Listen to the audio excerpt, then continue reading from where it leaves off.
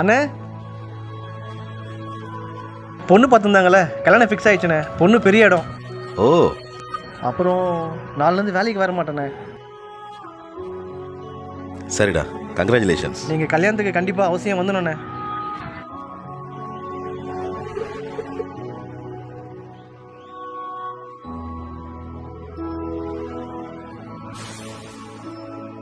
டேய் வேலு மாப்பிள.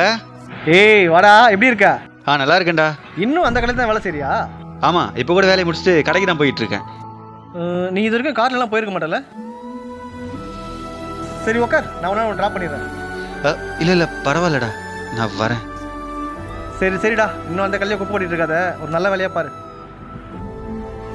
என்னடா பார்க்குற? நீ வேலை செய்யறதில்ல, உன் கையில் அழுக்கா இருக்கும்ல, அதான். டேய் யோகா, நீ போன இடத்துக்கு பக்கத்துல இன்னொரு வேலை வந்திருக்கு, வா போய் முடிச்சுட்டு வந்துடலாம். போகலாண்ணே. நீ ஏன்டா ஒரு மாதிரி இருக்க, என்னாச்சு?